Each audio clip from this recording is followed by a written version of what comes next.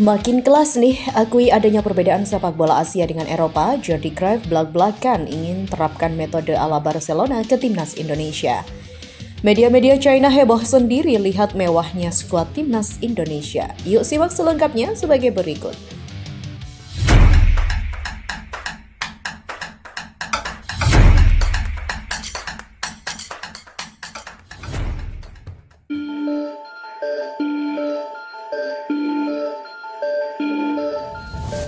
Penasihat teknik PSSI Jordi Cruyff mengaku akan mencoba menerapkan metode seperti yang dilakukan di sepak bola Eropa seperti Barcelona ke timnas Indonesia. Jordi secara resmi diperkenalkan ke publik sebagai penasihat teknik PSSI yang berlangsung di Hotel Mulia Senayan, Jakarta pada Selasa 11 Maret. Dirinya terlihat hadir dengan ditemani Ketua Umum PSSI Erick Thohir bersama sejumlah jajaran petinggi PSSI. Tak hanya itu, hadir pula pelatih timnas Indonesia Patrick Kluivert yang juga ditemani asistennya Gerald Van den Boeck. Pada acara itu, Jordi berbicara panjang lebar terkait tugasnya, termasuk berfokus membangun sepak bola Indonesia dalam 5 aspek. Mulai dari memastikan kualitas dan konsistensi pelatih di berbagai kelompok usia timnas, memasukkan pendekatan lebih terstruktur dan modern untuk memperbaiki filosofi sepak bola Indonesia. Lebih lanjut, dirinya berbicara terkait adanya perbedaan signifikan terkait sepak bola yang ada di Asia dengan Eropa. Jordi Cruyff juga menjelaskan bahwa salah satu kunci penting dalam sebuah perkembangan sepak bola adalah bertumpu terhadap para pemain muda. Saya rasa salah satu poin kuncinya adalah perkembangan sepak bola yang bertumpu di pemain-pemain muda.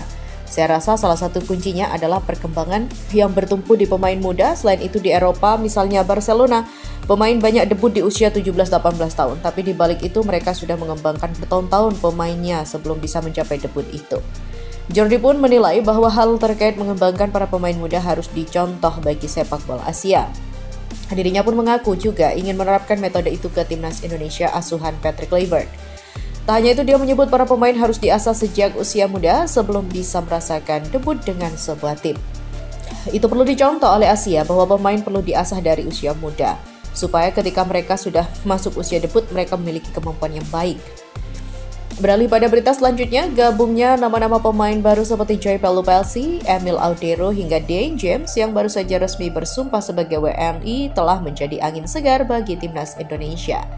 Ketiga pemain keturunan ini bersama deretan talenta diaspora lainnya, suka tidak suka telah membawa kualitas baru untuk sepak bola tanah air. Tak heran, rival-rival timnas Indonesia di kancah Asia mulai memandang Garuda dengan rasa waspada yang semakin nyata.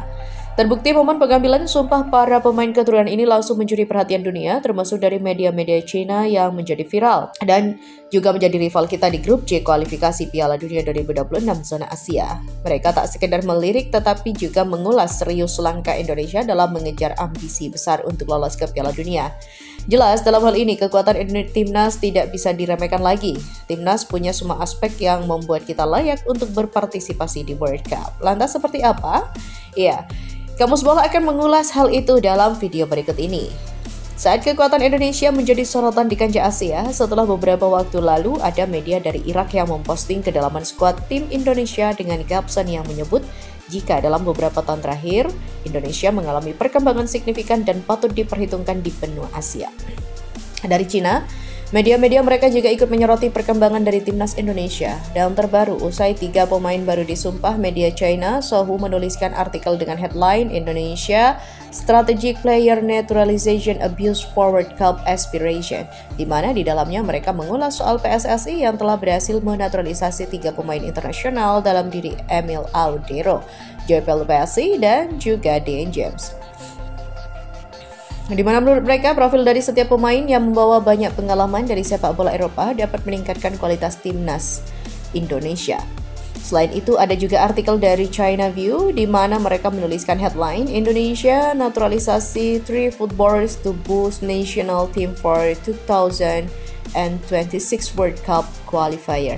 Sementara artikel dari Sport Kyosun juga menilai jika China sulit untuk lolos ke Piala Dunia dengan peluang hanya 20%. Menurut mereka, dibandingkan timnas China, Indonesia tengah gencar memperkuat timnasnya dengan mendatangkan pemain-pemain naturalisasi. Dengan Emil, Joy, dan juga Dane James akan segera masuk dalam daftar pemain A-Match. Ya, dengan datangnya para pemain baru, kekuatan timnas Indonesia memang meningkat drastis. Dengan tambahan amunisi dari pemain-pemain keturunan berkualitas Eropa, skuad Garuda kini memiliki kedalaman yang jauh lebih baik dibandingkan beberapa waktu lalu.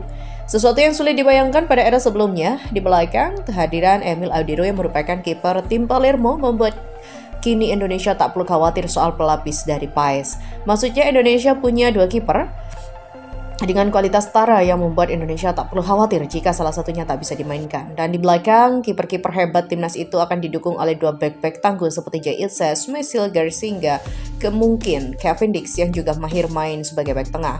Mereka sama-sama punya postur ideal dan pengalaman di Liga Eropa, dan tambahan Dean James yang fleksibel bermain sebagai back sayap ataupun winger, memberikan dimensi baru dalam transisi bertahan ke menyerang.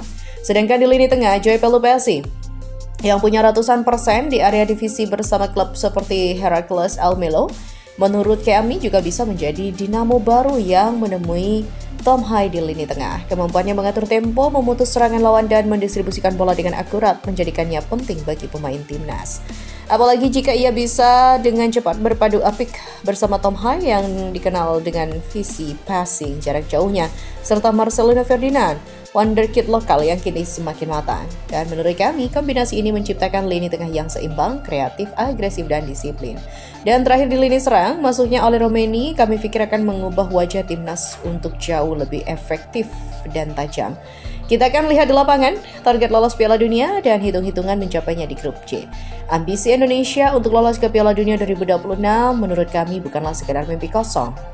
Dengan format baru yang memberikan 8 slot langsung untuk Asia plus 1 via playoff, peluang timnas Indonesia dapat dikatakan terbuka lebar, terutama jika mampu memanfaatkan situasi di grup C. Dan hingga Maret 2025 atau saat ini, Indonesia telah menjalani 5 laga di putaran ketiga kualifikasi dengan catatan 3 hasil imbang, 2 kekalahan, dan 1 kemenangan, mengoleksi 6 poin dan berada di posisi ketiga klasemen sementara. Untuk lolos langsung ke Piala Dunia, Indonesia harus finish di 2 besar grup C. Jepang dengan 13 poin dari 5 laga hampir pasti mengunci posisi pertama.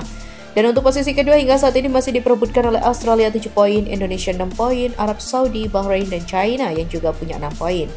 Dengan 4 laga tersisa, target realistis Indonesia adalah mengumpulkan minimal 12 hingga 15 poin untuk mengamankan posisi 2 besar atau setidaknya posisi ketiga atau 4 guna melaju ke putaran keempat. Sekarang hitung-hitungan sederhananya begini. Skenario optimis adalah menang melawan Australia, Bahrain, China, dan kalah lawan Jepang. Jika hal itu bisa didapatkan, total 9 poin ditambah bisa timnas dapatkan, dan itu akan membuat tim Garuda menghasilkan 15 poin yang cukup untuk bersaing di posisi kedua. Skenario realistis adalah imbang lawan Australia dan menang lawan Bahrain serta China tapi kalah dari Jepang. Total 7 poin tambahan menghasilkan 13 poin, berpeluang finish di posisi kedua dan 3. Terakhir ada skenario minimal, kalah lawan Australia, menang atas Bahrain dan China, dan kalah dari Jepang. Total 6 poin ditambah menghasilkan 12 poin. Di mana ini akan membuang peluang kita untuk tetap lolos ke fase keempat. Analisis melawan Australia dan Bahrain, pertandingan melawan Australia akan digelar pada 20 Maret 2025 di Sydney Football Stadium. Laga ini sendiri juga akan menjadi debut resmi Patrick Kluivert sebagai pelatih timnas Indonesia setelah menggantikan Shin Tae-yong yang dipecat pada Januari 2025. Ini adalah laga yang akan menentukan untuk bisa menggeser Australia di posisi 2, di mana untuk itu Indonesia harus bisa menang. Namun tentu 3 poin tak akan pernah mudah untuk didapatkan.